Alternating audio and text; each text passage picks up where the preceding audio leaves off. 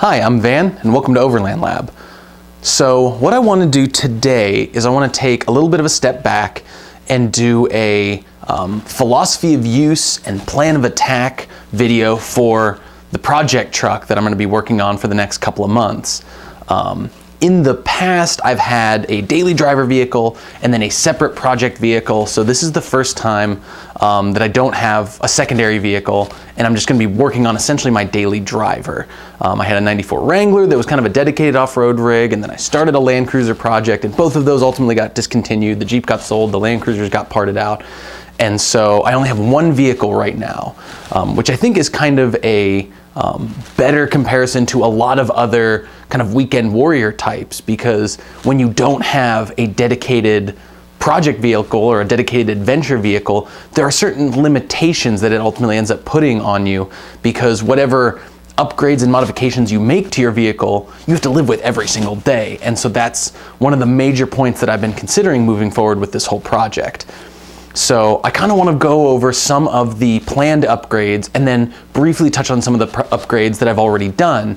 I don't want to talk about any individual piece of equipment in any great depth, mainly because on some of these fronts I haven't made final decisions yet, which I'll kind of get into. And then I also want to briefly touch on why I went with the vehicle that I went with. So as a lot of you probably already know, the project vehicle is my 2011 Ford F-150 XLT crew cab short bed 4x4 truck. I did end up going with the V8 model over the EcoBoost or the V6, partially because of a cool factor. I just really wanted a V8 truck, but I also really liked the way it ran and drove, even though its kind of towing specs are maybe a little bit less than the EcoBoost. But it's a really great truck. A couple of the reasons that I went with this truck versus a lot of other routes, the 2011 Ford F-150 is kind of mid to late in that particular generation in the 09 through 14. So at this point, a lot of the major kinks had been worked out of it, and it's a very solid and dependable truck. The nice thing about going with an F-150 is it's a very, very, very common vehicle. So there's an enormous amount of availability of parts, both on the aftermarket and on kind of the OEM end of things, whether it be replacement or upgrade parts, which makes the cost of ownership of the truck really low. The other thing that I really liked about it is it's a big truck, it's a half-ton. It's got a big roomy cab with plenty of space. I live in the Midwest, so everything's kind of a 5-hour drive for me. So comfort and road manners on long drives was an absolute necessity. You can't spend 6, 10, 12 hours in a vehicle that's uncomfortable and not just start hating life. It also has, even though it's the short bed, it's still roughly 5.5 feet by 5.5 feet. So that's a lot of square footage and plenty of room to store gear, to pile in junk if you're moving, bags of dirt or panels of wood. It's plenty big for a homeowner type. It's plenty big for an adventurer type that might need to just haul a bunch of gear.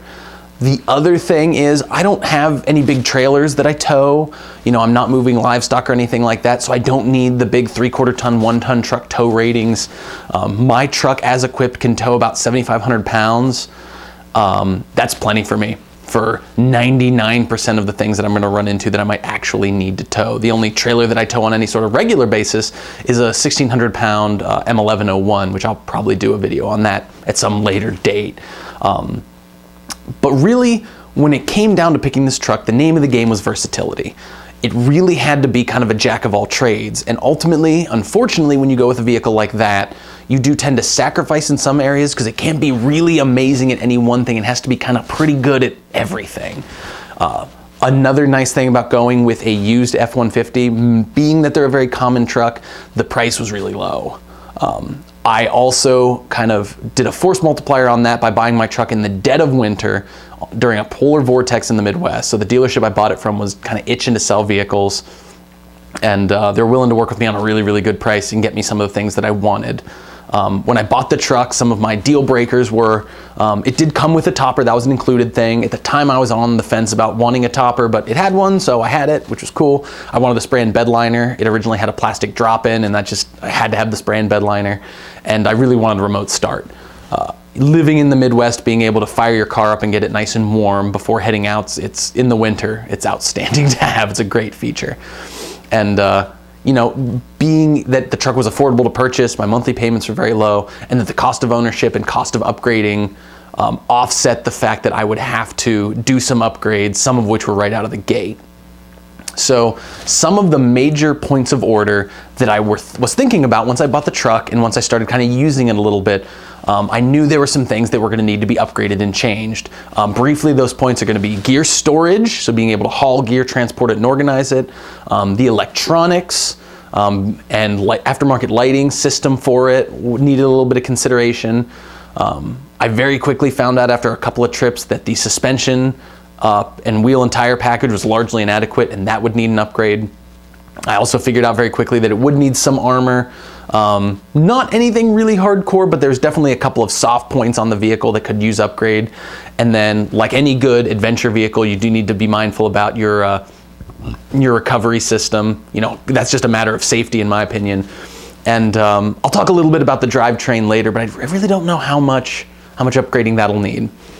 As far as the gear storage, in past videos, I've already kind of talked about some of the major points. The problem with this gigantic kind of cavernous 5.5 foot by 5.5 foot truck bed with a standard non-raised height, so basically the height of the topper matches the cab, is that the back of the truck bed is challenging to access. And there's a lot of space in there, but organization very quickly became a big issue. So I talked a lot about that in my decked drawer review video. Going with the decked drawers was a huge upgrade. Drawers make a lot of sense because it allows you to store, to really have kind of a 3-tier system. You can have your stuff in the way back that you don't need all the time. You can have your stuff in the way front that you're gonna kind of need to, that are bigger, that you kind of need to get to but need to remove from the truck. And then you have your drawers where the depth of the drawer is no longer an issue because you can pull it the whole way out and get way in the back. So your stuff that you're accessing all the time or that you need to leave in the vehicles can be in the drawers, and everything else can be kind of organized on the top. I talked about, again, in the deck drawer video, the L-track upgrades that I did. The L-tracks allows me to keep everything kind of stationary from sliding around. When I did the decked, I lost my toe points, or not my toe points, my attachment points. So the L-track gave me an infinitely adjustable system of attachment points, which is outstanding. I'm such a huge fan. And also, you need a way to occasionally mount things to the outside of the vehicle. The biggest thing, and I'll do a whole video on this particular piece of equipment, the biggest thing was my rooftop tent. Originally when I got it, I ran it on a pair of Rhino bars on the front of my truck. Later, I upgraded to a set of Vantech P3000 topper bars, basically a rack system that goes around the topper, so no actual weight is on the topper itself. I've been running that for a while and I really like it. That'll get its own review video. And so that gave me an avenue to attach bigger things, dirty things on the outside of the vehicle. If you're running, any sort of traction mats like Max Tracks, the Max Escaper Buddies, anything like that, you can attach those to the outside of the vehicle so you're not tracking dirt, mud, filth into the bed of your truck where all your gear is being stored, especially if you're running a topper setup anyway, where you're trying to keep it relatively clean. It also allows attachment of bigger things, like if you want to run a kayak or a canoe, I have that option to run it on roof bars and transport it very easily. But really what it all came down to, and again, it comes down to versatility. Having the deck drawers, that's an incredibly modular, versatile system that I can change up as quickly as I want. Adding the L-track allows me to reconfigure the whole system for whatever it is, whether it's an adventure to the wilderness or it's an adventure to the hardware store. I can strap down whatever I want back there. It's relatively easy to remove a topper. Mine's not permanently installed. I have 4 clamps. In a pinch, I can remove that topper. I also have my trailer. Again, that's a whole different video and a whole different philosophy. So the whole gear storage system ended up being really modular, and I don't foresee a time in the near future where I'm going to be modifying it too much. I think I'm just going to continue testing the existing setup until I feel clear and present necessity to change any of that. The next major electronics upgrade for the F-150, or the next major upgrade was upgrading electronics, and a lot of this I did more or less immediately after I got the vehicle. The first major upgrade anyone needs to consider, of course, is the stereo, because why wouldn't you? And so I installed an old Pioneer deck that I had. That's probably going to get an upgrade because I want a deck that I can run a backup camera on. When you're running a topper and that high tailgate of that F-150, having a backup camera would be really nice. So that's going to be an upgrade that will be coming down the pipe in the near future. But really the biggest thing, before I even get into like some of the auxiliary lighting upgrades, the biggest thing is when you start adding little electronic plugs and switches and stuff, The biggest thing that I learned the hard way from my Jeep Wrangler was having a system to organize everything so that I'm not patching into the factory wiring system, and so that if something goes wrong with one of my accessories, that I can easily trace down the problem. I will do an entire video on the way that I mapped out my upgraded electronics. I created a lot of custom wiring harnesses for myself, but the way I have it set up is ultimately that all my accessories are completely independent from all of the factory OEM wiring harnesses, with one exception, and that is a 12-volt ignition line. That way, if anything goes wrong on any of the accessories, the truck will still run. That was a huge thing for me. It also allows me to appropriately color code and do wiring harnesses for the full set of accessories, which is really nice, again, when it comes to troubleshooting. I did a pretty lousy job of that on my Wrangler. I used a lot of the wrong colors or too many of the same colors, and if something went wrong, tracking it down was challenging at best, dangerous at worst. So if you're gonna be adding a lot of electronics upgrades like I am, think about it beforehand, plan it out, and do a highly modular system. That's what I did. And it works out really, really well. The other major interior upgrade that I did on the electronics is I did a CV. At some point I might go the ham route, but right now the vast majority of radio communication that I do is very short distances between me and a spotter, and between me and the other vehicles that I'm kind of driving with. I do have a handheld CB that I keep in the back seat of my truck, so that if someone doesn't have a CB, I can give them that and a small magnetic antenna, and then they can run that. So doing convoys or doing road trips with a couple of people is a really simple, really modular system, which is really nice. The other major upgrade that everyone does, if you have a 4x4, I think it's a rule that you have to run some sort of auxiliary lighting. Although for me, there was a clear and present necessity for that. I do run a hidden LED light bar behind the front grille. I originally ran a rough country system. Now I'm running an ANNT. I think it's a 40 or a 42-inch curved bar with custom brackets that I made. It works really, really well. I'm a big fan of that system. I like the idea of keeping the truck as stock looking as possible. And so it's very easy to miss the gigantic hidden LED light bar behind my grille. I'll do a full review on that, but I'm a big fan of that, kind of keeping everything stock looking if possible. So I've got a big 42-inch LED light bar pointing straight forward that allows me to just kind of illuminate the road ahead. I wanted to get a little more area lighting, so I got a pair of really affordable $20 18-watt LED light pods, and I fabricated some custom ditch light brackets. I found a few on the internet. They were really expensive, and I have a welder and I know just enough about it to be dangerous, so I made some really simple brackets that'll support the weight of those lights. And that way I have my forward-facing light, but then I also have some, kind of sharply angled light that allows me to, one, keep an eye in ditches for deer or other sort of wildlife that might stray out into my path, and living in the Midwest, that is a legit concern, especially traveling down back roads. But also when off-road looking for camp spots at night, it allows me to get a little better depth of view down into like little pathways or little camping spots or little hollows. So it was a really affordable upgrade, especially considering that I had all the wiring harness necessary already installed, and it works really, really well. The third piece of auxiliary lighting that I found to be very important was backup lights. I ran a pair of backup lights for a long time, basically mounted off my rear hitch. That turned into be a really bad idea because one wrong backup into a culvert basically tore the brackets off. The lights were intact. The lights actually took the hit pretty well and still work, but the brackets were completely trashed. So I've removed them, and eventually I will reinstall them, but man, I miss having good, strong, flood pattern backup lights. So I think that kind of covers auxiliary lighting for me. I didn't want to get too carried away because there just really isn't a necessity. You see a lot of show trucks and stuff like that running tons of LED light bars and as many pods as humanly possible and all the rigid stuff you can possibly get your hands on. And if you can afford it, if that's important and it works for your application and your philosophy of use, then fine. But for me, having a little extra light pointing forward, a little extra area illumination, and some good backup lights was all that I needed. The only other auxiliary lights that I have in the truck right now is I do have some cheap, they were like 10 bucks a roll, white LED strip lights under the topper. I talked about it a little bit in my decked drawer review, and that just allows me a little bit of cargo illumination and a little bit of area illumination out of the back when I'm like setting up camp. Other than that, I run a lot of lanterns and stuff like that, and I find that works really, really well for camping and stuff like that. So that kind of covers the electronics upgrades. Other than that, I'm leaning away from a dual battery system on my truck. I did a lot of thinking, a lot of planning.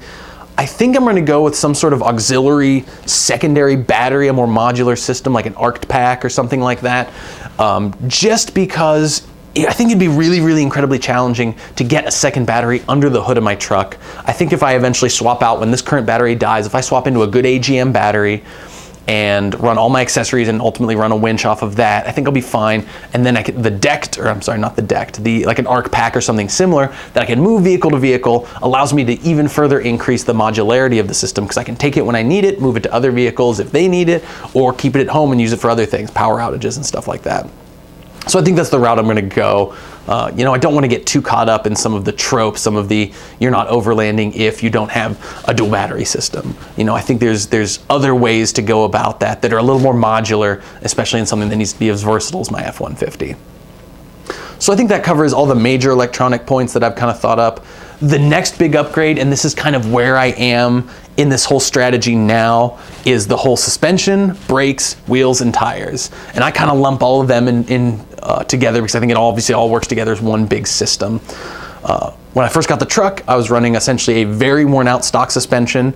Once I had the topper and the drawers on, the truck already sat about level.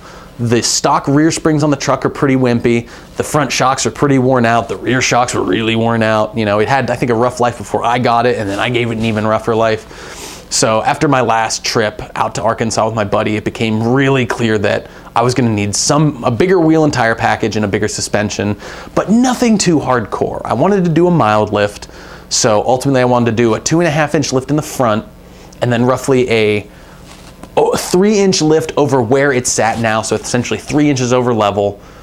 So that way my truck sits with a little bit of factory rake running as a daily driver, and then as I load it down with gear, I tow with it, it'll make it nice and level, kind of the way the original engineering of a truck, the original intent of a rake was to be. I didn't want to end up with that kind of weird lean when it's all loaded down with gear. I kind of had to divide the system into two halves, I think, for the sake of discussion, because the F-150 runs an independent front suspension and then a standard leaf sprung live axle in the back. So starting in the front, I'm very on the fence about running a big heavy duty front bumper, but I know I want to run a winch and I know I need a little more lift over stock. So I ended up going with what should end up being basically a 2.5-inch replacement coilover, a non-adjustable coilover. I'm running Total Chaos upper control arms, because when you're thinking about the geometry of the whole system, first of all, the stock F-150 upper control arms are stamped steel. They're kind of wimpy, and they're also a ball joint. So it's a lot more prone to failure, especially at lifted heights. And plus, if you run the uniball upper control arm, you're gonna get better travel and you're gonna get a little better alignment once you take it into an alignment shop.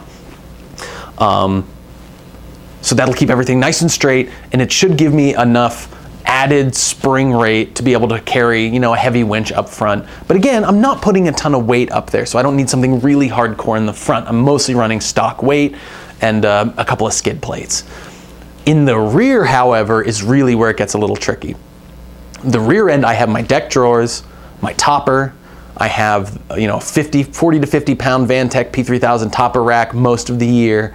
I'm gonna load it down with gear. I'm occasionally gonna tow with it. I'm carrying a full-size spare back there and a 36-gallon gas tank. So there's a lot of weight in the back. The rear springs just weren't cutting it. The upgraded springs I got are the Dobinson heavy-duty rear springs with their aftermarket heavy-duty hydraulic shocks.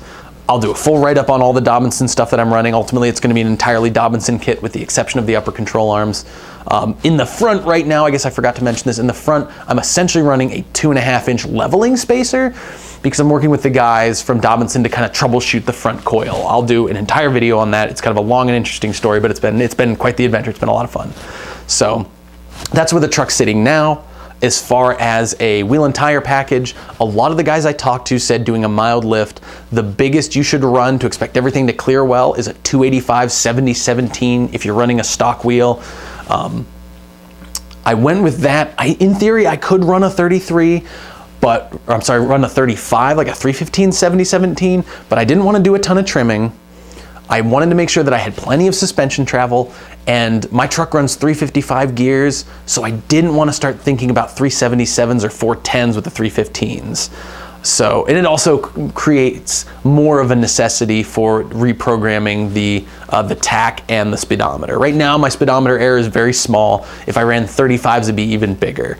So we're gonna run the 33s for now. You know, I went with the same set of tires that I had on it before. I'll do a whole nother video just on the tires and wheel package because I'm such a fan. I'm running Goodyear Wrangler Duratracs. I think they're outstanding. They're expensive, but they're good. I'll get into the versatility of those in another video. But ultimately, the system seems to work really well together.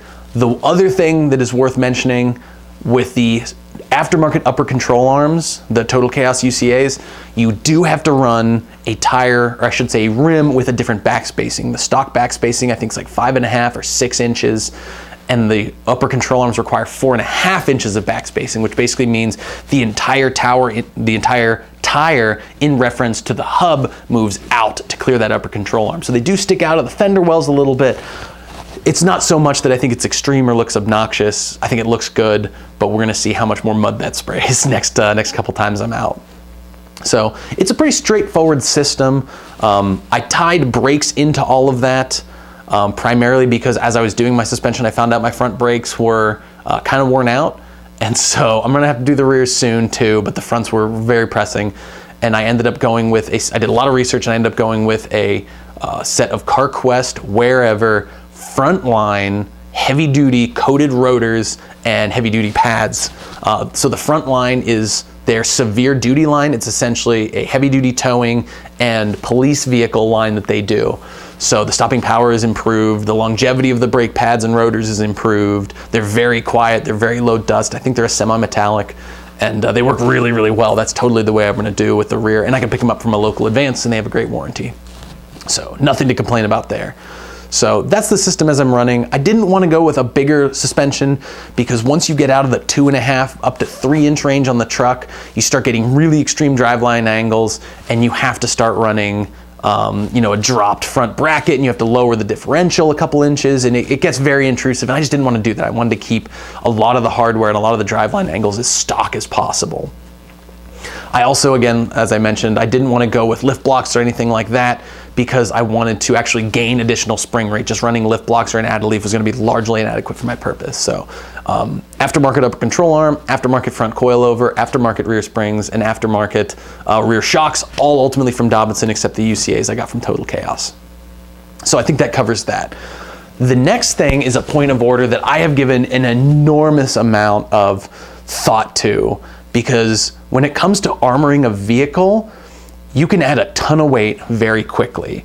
And my truck's already very big. It's already carrying a ton of gear. I've already added a lot of heavy accessories, necessary, I think, accessories, but I need to start trimming weight somewhere. So I only want to add armor in weights that are reasonable and where absolutely necessary.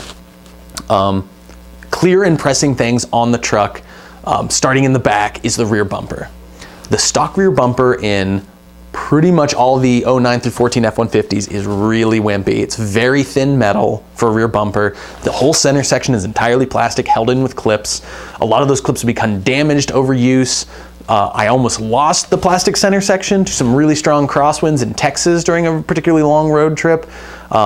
I had to reattach it with a bungee cord for the next several hundred miles of the trip, which it stayed that way for months and months. Right now, I upgraded from a bungee cord to duct tape to hold it all together, so it's pretty embarrassing. It's in pretty dire straits. So rear bumper upgrade is in the near future. I'm doing some research on that now, trying to figure out what I need to do. But I don't want to go with, you know, a lot of the bumpers you see out there are either 3/16 or 1/4 inch plate, and they're hardcore and they could take a huge hit. But for me, I'm not rock crawling. What I need is something that's not going to add a ton of weight, so something 10 gauge or something aluminum, something that's going to add basically brush clearance and a little bit of a reminder if I do hit something. I have a hitch, so integrated recovery points aren't terribly important, but something that prevents, you know, further degradation of the rear departure angles. I have an aftermarket hitch on there because my bumper, or my F-150, did not come with a tow package. It had like the kind of ball on bumper style hitch, and so I have a Curt Class 4 hitch on there, and it has a lot of scratch and damage on the bottom of it because of all the hits that it's taken. It's a really sturdy piece of steel, but the unfortunate reality is it completely trashes my departure angle. So I need to do come up with something to trim that departure angle up, get the hitch a little higher, probably run a stock tow package, and then get something with a little bit of armor around the back that I can also integrate backup lights and a backup camera into. Just because, again, a truck that size, having a backup camera, especially being out in the civilized world with it, a lot of parking garages aren't set up for something quite that big, at least not in any sort of convenient way. So rear bumper is going to be probably the next upgrade. The next one after that, and I would say actually, especially on a long wheelbase vehicle, but maybe any off-road vehicle, I would say the next most important thing is actually going to be rocker protection. You know, from basically the back of the front wheel to the front of the back wheel on my truck is about 9 feet. It's huge. It's an enormous amount of distance to span. And so because of that, navigating off-road, that is a large exposed area, and the way the door is wrapped under the bottom, it's a soft spot on the truck. It's a weak point for sure. I already have some scratches and damage on one side. None of it is to the point where the doors don't open or close right, but I could absolutely see the kind of hit it would take making a tight corner or doing a bad breakover where those rockers could get really damaged, and that is thousands of dollars of body work that I have no interest in doing. So rocker protection is in the near future. That'll be its own video. I'm still kind of actively researching that. I think I know which way I want to go now, but that'll be a video all on its own. I would say the next most important thing, or actually maybe tied for importance between rocker protection and this next point, is skid plates. The FX4 trim level does come with a gas tank skid plate, and I believe some skid plates up front, but I think this gas tank skid plate is plastic, and my understanding is the front skid plates are pretty weak. There's only a few companies that make skid plates. The biggest one is RCI, I think it's RCI Metalworks. So I'm looking into them. They give you the option of doing 10 gauge steel or 1/4 inch aluminum for a little bit of more money. You can get the aluminum powder coated for an additional fee, but I think the bare aluminum looks pretty good. They offer a gas tank skid plate, which my truck does not have. So I have a 36-gallon plastic gas tank hanging kind of low between the frame rails that definitely needs some protection. So I have to replace the gas tank straps to be able to run their gas tank skid plate.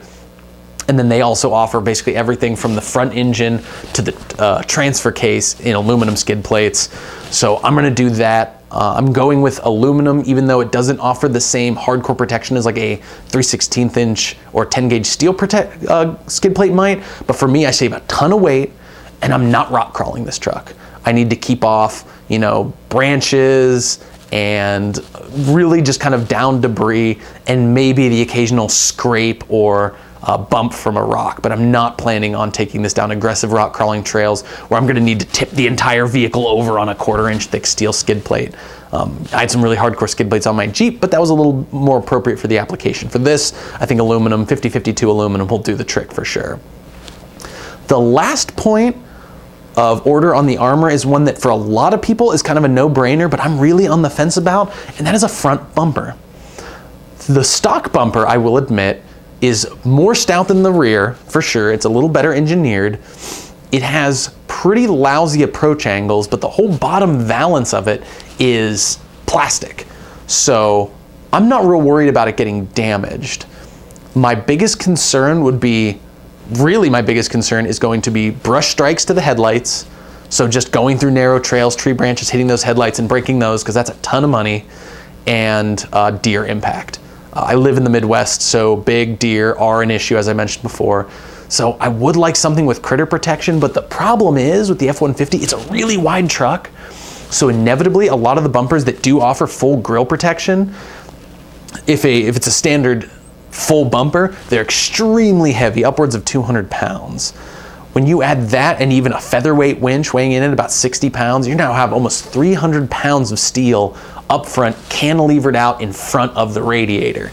So what I might do for the foreseeable future is run the stock bumper. I might take a Sawzall to it and trim it up to get a little more clearance. I might fabricate a little bit of a guard on there, but I'm trying to avoid going the full heavy duty front bumper route if I can, but there may come a time when it's unavoidable. And if that's the case, I'll do a little bit of a heavier duty suspension in the front and try to save weight where I can. So we'll see. The other downside to a lot of the front bumpers for an F-150 is they're extremely expensive. There are a couple more affordable ones, but the bumpers that offer good protection, recovery points, and a winch mount all tend to be very heavy and very, very expensive. So I'm trying to avoid that actually. I'm trying to get away from it. The other advantage to it is it keeps a very stock look. I like the stock look of the F-150. I think it draws less attention to it. It's a common truck. So anything that keeps that kind of stock aesthetic without making it look like a flashy rock crawler or a flashy show truck, I'm kind of a big fan of. So that covers what I want to do for armor for the truck. The next thing, which I think again is a very important safety discussion, is recovery equipment. So for any, I think, half-ton truck, in the rear, the safest recovery point is probably your hitch, unless you do have tow points in the back. I know like the F-150 Raptors have integrated recovery points into the hitch. Man, if I could find one of those, I'd be a really happy guy, but I don't think there's a lot of them floating around. If anyone has a rear hitch or bumper from an F-150 Raptor 09 through 14, let me know, but I doubt it. So for me, I can run, I purchased a while ago a Factor 55 hitch link, and I've got a heavy-duty shackle back there. And so I can run that with a grade 8 hitch pin, and I have a really solid recovery point. You know, the factory hitch and the hitch that I'm running now are both class 4, so that's plenty of toughness and beef to be able to recover from it. So that kind of covers, so that's why, you know, recovery points in the bumper aren't super crucial for me.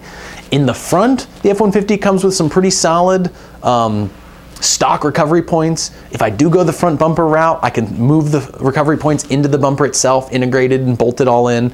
That way I can kind of save a little more approach angle. But right now, as it stands, the stock recovery points are really, really stout. I've got 2 up front, I got the hitch in the back, so that kind of covers that. The other big, I think, piece of recovery equipment that's worth talking about is I do want to run a winch. I'm still very much up in the air on which winch I want to run. But the nice thing is Rough Country makes a 1/4 inch thick hidden winch plate that integrates into the stock bumper, and it keeps, there's this, you know, great cavern between the front frame rails that's just begging to have a winch put there, and it just sticks out a little bit. You run like a little fold down license plate cover over the fare lead, and you just have your hook hanging off one of the recovery points, and what you have is this system that's very unobtrusive. It doesn't draw a lot of attention to itself. It keeps the weight of that winch back towards the axle, so that instead of cantilevering it out in front, that puts more weight to the suspension. It's moved back, so it's got a little better center balance on it. And it also keeps the winch out of the elements, out of prying eyes. It doesn't draw attention to it, so it's not such a target for theft. And it's also more secure because you have to pop the hood to remove it. And it's a very simple system to install. It's pretty affordable. So I think ultimately some kind of, preferably 12,000 pound winch with a synthetic line. I'm done with steel line. Synthetic line's the way I'm gonna go. I don't care how much extra cost that's gonna happen. And a hidden winch plate is the way I'm gonna go for the front. I could talk ad nauseum about various other bits of recovery kit, that is to say straps, ropes, shackles, stuff like that. Also running extra tools and jack stands and wheel chucks and all that stuff, but I think that deserves its own video. So I'll talk about that. I have all of that I run in the truck. I'm working that system out and getting kinks out of it, but that deserves its own video for sure. So pretty straightforward recovery systems. We've got rear hitch, front recovery points, hidden winch. I think that's all I'm really gonna need. The one thing that I thought a lot about too is upgrades to the drivetrain. Quite frankly, while there's plenty available, I don't see a clear and present need for them. I have plenty of power, my fuel economy's good. I mean, good for what it is, for sure. You know, it's a half-ton truck full of gear. So I don't plan on doing any power adders right now, that is to say exhaust, fuel system upgrades, you know, faster flowing cold air intakes or any of that. You know, down the road, it would be really cool to run a supercharger.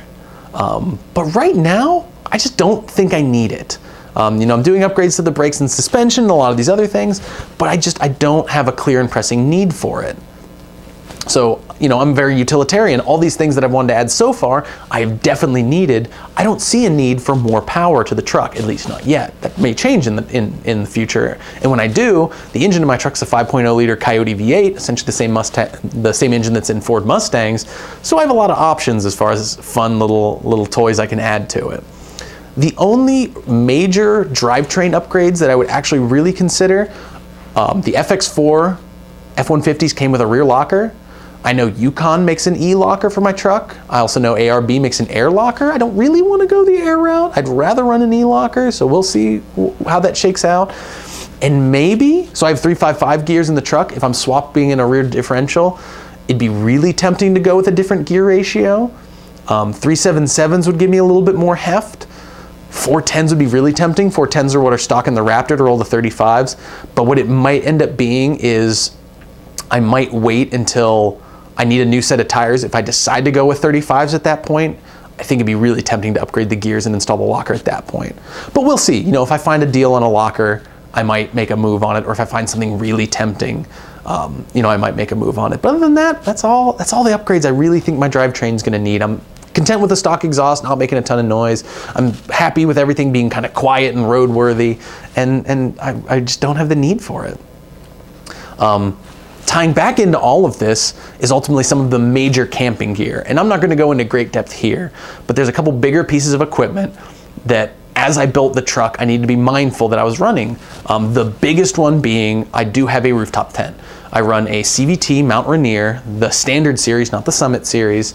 And it's a big piece of hardware, and it weighs about 200 pounds, maybe closer to 180, depending on how you have it loaded. And a lot of accessories on the truck are kind of built around it. You know, I moved it from a pair of Rhino rack bars over to the P3000 topper rack, so I could have it over the bed. It makes it a little easier to access, and I will do a full video.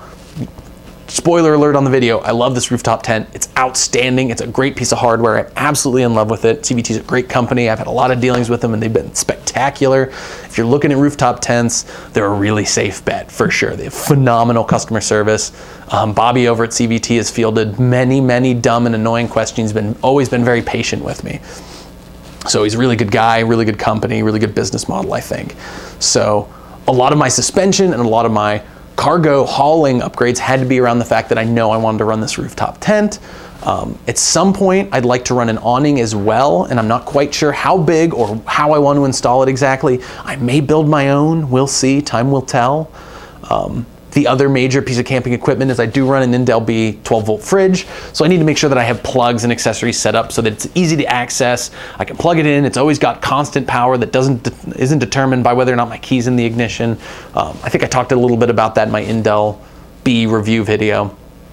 And you know, those are kind of the big pieces of camping equipment that I need to be mindful of moving forward with this whole truck. And so I think the last point that I want to make, so I've covered a lot of ground, right? We've really talked about the major upgrades to the truck that I plan on making, and I also talked a little bit about why I went with this truck. I think an important point to make too is that your mileage may vary.